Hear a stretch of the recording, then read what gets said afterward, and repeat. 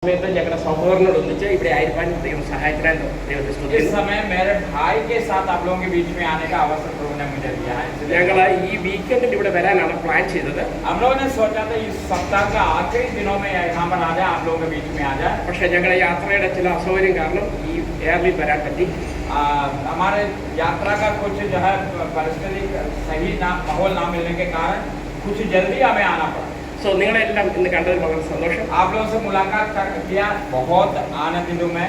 നമ്മളെല്ലാം ദൈവത്തിന്റെ സഹോദരന്മാരും സഹോദരിമാരുമാണ്. हम लोग सब प्रभु में भाई और बहन हैं. എല്ലാവരും സഹോദരന്മാരും സഹോദരിമാരും. हम लोग सब भाई और बहन हैं. ദൈവവചനത്തിൽ ഇങ്ങനെ ഒരു വാക്യമുണ്ട്. परमेश्वर के वचन में इस प्रकार से लिखा है. 1 कोरिन्थियर 13 अध्याയം मुഴുവൻ സ്നേഹത്തെ പറ്റിയാണ് പറയുന്നത്. पहला कोरिन्थियों का 13 अध्याय जो है शुरुआत से लेकर आखिर तक प्रेम के विषय में कहा जाता है. എല്ലാ സ്നേഹത്തിന്റെ ഒരുപാട് കാര്യങ്ങൾ ഇങ്ങനെ പറയുന്നു. प्रेम के विषय में कई बातें वहां पर लिखा है. അതിന്റെ അവസാന വാക്യം ഒന്ന് വായിച്ചേ. लेकिन उसका आखिरी पद को पढ़ेंगे. पहला कोरिन्थियों 13 अध्याय का आखिरी पद.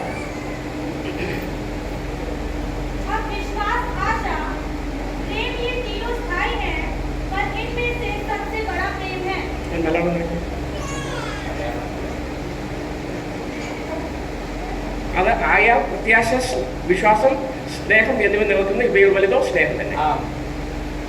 एक बार और पढ़ो बेटा पद को. विश्वास आशा प्रेम तीनों स्थायी है, पर इनमें से सबसे बड़ा प्रेम है. सबसे बड़ा प्रेम है. ഏറ്റവും വലുത് സ്നേഹം തന്നെ. सबसे बड़ा इन तीनों में सबसे बड़ा प्रेम है. എന്താണ് സ്നേഹം? प्रेम क्या है?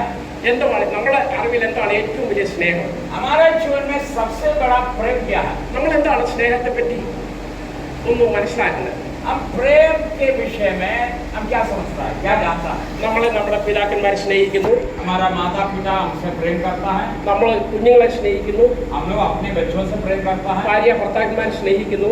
पत्नी पति से प्रेम करता है. ഒരു അമ്മ തന്റെ കുഞ്ഞിനെ സ്നേഹിക്കുന്നു. एक माँ अपने बच्चे से प्यार करता है. ഇതിൽ ഏറ്റവും വലിയ സ്നേഹം ഏതാണ്? इसमें सबसे बड़ा प्रेम कौन है? ദൈവം പറഞ്ഞു ഒരു അമ്മ തന്റെ കുഞ്ഞിനെ സ്നേഹിക്കുന്നു.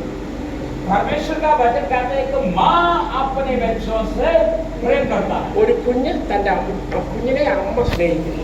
जैसे एक माँ अपने बच्चों से प्रेम करता है, പക്ഷെ ദൈവം സ്നേഹിച്ചത് അതിലും വലിയ സ്നേഹമാണ്. एक माँ अपने बच्चे से प्रेम करता है, ये सबसे बड़ा प्रेम है. लेकिन परमेश्वर जो प्रेम करता है उससे भी बड़ा प्रेम है. आमेन. हालेलुया. हालेलुया. നമ്മൾ ഈ ലോകത്തിൽ ഇങ്ങനെ ജീവിക്കുമ്പോൾ നമ്മളിവിടെ ആനിമൽസിനെയൊക്കെ കാണാറില്ലേ? इस संसार में जब हम निकल जाते हैं कई लोग देखते हैं जो प्रेम करते हुए. ബേർഡ്സിനെയൊക്കെ നമ്മൾ കാണാറില്ലേ? कई बार जो चिड़ियों को देखते हैं. നിങ്ങൾ ആരും ശ്രദ്ധിച്ചിട്ടുണ്ടോ ഒരു ബേർഡ് അതിന്റെ കുഞ്ഞിനെ കൊണ്ട് നടക്കുന്നത്? कभी आपने देखा चिड़िया किस प्रकार से अपने बच्चों का पालन पोषण करता है? ഒരു ആനിമൽ അതിന്റെ ബേബിയെ കൊണ്ട് നടക്കുന്നത് ശ്രദ്ധിച്ചിട്ടുണ്ടോ? एक पशु किस प्रकार से एक उसका बच्चे से जो है प्रेम करता है? എത്ര കെയർഫുൾ ആയിട്ടാണ് അതിന്റെ കുഞ്ഞിനെ അത് സ്നേഹിക്കുന്നത്. किस प्रकार से वो माँ जानवर अपनी बच्चे से जो है ख्याल रखता है उसका. ഒരു ശത്രു അതിന്റെ അടുത്തേക്ക് വരുന്നുണ്ട്, ആ തള്ള അതിനെ സ്നേഹിക്കുന്ന സ്നേഹം കണ്ടിട്ടുണ്ടോ? एक शत्रु जो है उस बच्चे के पास, जानवर के बच्चे के पास जब आता है, आप देख सकते हैं किस प्रकार से माँ जो है उस बच्चे से प्रेम करता है. ആ കുഞ്ഞിനെ പ്രൊട്ടക്ട് ചെയ്യാനായിട്ട് ആ തള്ള മുന്നിൽ നിൽക്കുന്നത് കണ്ടിട്ടുണ്ടോ? अपने बच्चे को बचाने के लिए माँ तुरंत सामने आ जाता है. അതിനാണ് സാക്രിഫിഷ്യൽ സ്നേഹം എന്ന് പറയുന്നത്. उसी प्रेम को बलिदानी प्रेम कहा जाता है. बलिदानी प्रेम എന്ന് പറഞ്ഞാൽ ആ തള്ളയുടെ ജീവൻ കൊടുക്കാൻ തയ്യാറാണ് ആ കുഞ്ഞിന് വേണ്ടി. अर्थात वो माँ अपनी बच्चे को बचाने के लिए अपना प्राण भी त्यागने के लिए तैयार है. ഞങ്ങളിവിടെ വന്നപ്പോൾ ഒരുപാട് നമ്മുടെ ഇവിടുത്തെ പരകന്മാരെ കണ്ടു. हम लोग यहाँ आते समय काफी बंदरों को देखा, ഭയങ്കര സന്തോഷപ്പെട്ടു. हमें बहुत अच्छा लगा. അതിന്റെ കുഞ്ഞിനെ അതിങ്ങനെ बहुत परेशान है.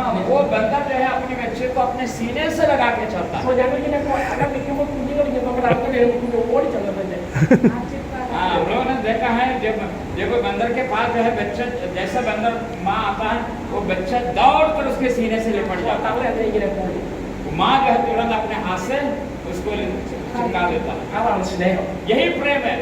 പക്ഷെ ദൈവം സ്നേഹിച്ചത് അതിലും വലിയ സ്നേഹം. लेकिन परमेश्वर इससे भी बड़ा प्रेम हम पर प्रकट किया. हालेलुया.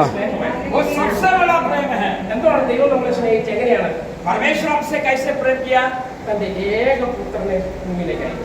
अपना इकलौता पुत्र को संसार में मरने के लिए भेजा है। തന്റെ ഒറ്റ പുത്രനെ उसका इकलौता पुत्र, एकमात्र पुत्र को ഈ ഭൂമിയിലേക്ക് അയച്ചിട്ട് इस संसार में भेजकर നമ്മുടെ എല്ലാ പാപത്തിന്റെ പരിഹാരം ചുമത്താൻ हमारे पाप की छुटकारे के लिए ആ യേശുവിനെ കുരിശിൽ കയറ്റി. यीशु मसीह को सूली पर चढ़ाया। നമ്മുടെ യേശു നമുക്ക് വേണ്ടി മരിച്ചു. हमारा यीशु मसीह हमारे लिए मारा गया। യേശു നമുക്ക് വേണ്ടി മരണപ്പെട്ടു. हमारा यीशु मसीह हमारे लिए मर गया। യേശുവിന്റെ അവസാന തുള്ളി രക്തം വരെ നമുക്ക് വേണ്ടി ചിന്തി. यीशु मसीह का शरीर की आखिरी बूंद लहू भी हमारे लिए बहा गया। हालेलुया। ഒരു സ്നേഹം ഈ ലോകത്ത് നമ്മളൊന്നും കണ്ടിട്ടില്ല. इससे बढ़कर कोई प्रेम दुनिया में कहीं भी देख नहीं सकता। തന്റെ ജീവൻ ഈ ജനങ്ങൾക്ക് വേണ്ടി സമർപ്പിച്ചു. अपना प्राण सारे मानव जाति के लिए वो बलिदान किया। നമുക്ക് ഇതൊന്നും ചെയ്യേണ്ട കാര്യമില്ല. हमें अभी कुछ करने की जरूरत नहीं है। നമുക്കൊരു പുണ്യസ്ഥലത്ത് പോകേണ്ട കാര്യമില്ല. हमें कहीं तीर्थ स्थान में जाने की जरूरत नहीं है। നമുക്കൊരു പുണ്യ നദിയിൽ പോകേണ്ട हमें കാര്യമില്ല. कोई तीर्थ नदी में जाकर स्नान करने की जरूरत नहीं है। ഒരു കാര്യം മാത്രം പറഞ്ഞാൽ മതി. केवल हमें एक काम करना है, ഈ യേശുവിനെ നമ്മൾ വിശ്വസിച്ചാൽ മതി. इस यीशु पर विश्वास करना है। ഈ യേശുവിനെ വിശ്വസിച്ചാൽ നമ്മുടെ പാപത്തിന്റെ പരിഹാരമായി. जब एक बार हम यीशु मसीह पर विश्वास करता है प्रियो, वही समय है हमारे सारे पाप क्षमा हो जाता है। അത് എന്നേക്കുമായിട്ട് പാപക്ഷമ വരും. वो एक थोड़े समय के लिए नहीं, हमेशा हमेशा के लिए पाप क्षमा हो जाता है। നമ്മൾ യേശുവിനെ രക്ഷിതമായിട്ട് സ്വീകരിച്ച് കഴിഞ്ഞതിന് ശേഷം जब हम यीशु मसीह को उद्धार करते कर में ग्रहण करता है, നമ്മളെല്ലാം സ്നാനപ്പെട്ടില്ലേ? हम सब बपतिस्मा लिया है। ആ സ്നാനം എന്താ പറയുന്നത് അറിയാമോ? वो बपतिस्मा क्या बताता है? നമ്മുടെ പാപം മുഴുവൻ നമ്മൾ ആ വെള്ളത്തിന്റെ ആഴത്തിൽ കുഴിച്ചു. हमारे सारे पाप उस पानी में की गहराई में दफन डुबो दिया किया। है। അതിനുശേഷം പിന്നെ പാപം ചെയ്യാൻ പറ്റത്തില്ല. उसके बाद हम पाप नहीं कर सकता है। നമ്മളൊരു പാപം ചെയ്യാൻ നമ്മുടെ മനസ്സിലൊരു ധാരണ തോന്നുമ്പോൾ जब हमारे मन में आता है पाप, ये पाप करो, നമ്മൾ ദൈവത്തോട് പ്രാർത്ഥിക്കണം. तुरंत हमें परमेश्वर के सामने प्रार्थना करना है, ഈ പാപം ചെയ്യാൻ എന്നെ അനുവദിക്കും. प्रभु मुझे मदद करे, ये पाप से बचने के लिए मुझे मदद करे। ദൈവം നമ്മളെ അതൊന്ന് വിളിക്കും. तुरंत परमेश्वर हमें उस पाप करने से हमें बचा लेता है। നമ്മൾ താമസിക്കുന്ന ചുറ്റുപാടുകൾ നമുക്ക് പറ്റിയ സാഹചര്യങ്ങളല്ല. हमारे आसपास हम जिस माहौल में रहता है, जिस परिस्थिति में रहता है, हमारा योग्य नहीं है माहौल। ഒരുപാട് പ്രശ്നങ്ങൾ നമ്മുടെ ചുറ്റുപാടുണ്ട്. हमारे चारों ओर कई प्रकार की समस्या है। ഒരു തരത്തിൽ ജീവിക്കാൻ പറ്റാത്ത പ്രശ്നങ്ങൾ നമ്മുടെ ऐसी समस्या चारों ओर है कि आप जी नहीं सकता उसके मध्य में। നമുക്ക് ശരിയായിട്ട് ജീവിക്കാൻ ഈ ജനങ്ങൾ നമ്മളെ അനുവദിക്കത്തില്ല. हमें एक अच्छा जीवन बिताने के लिए समाज हमें अनुमति नहीं देता है। പക്ഷേ എന്നും നമ്മൾ പ്രാർത്ഥിച്ചാൽ ദൈവം നമുക്ക് അതിൽ നിന്നുള്ള വിടുതൽ കിട്ടും. लेकिन रोज हम इस विषय के लिए प्रार्थना करें, प्रभु इस समस्या पर तू मुझे छुटकारा दे, तो निरंतर प्रभु हमें छुटकारा आमीन। देता है। हालेलुया।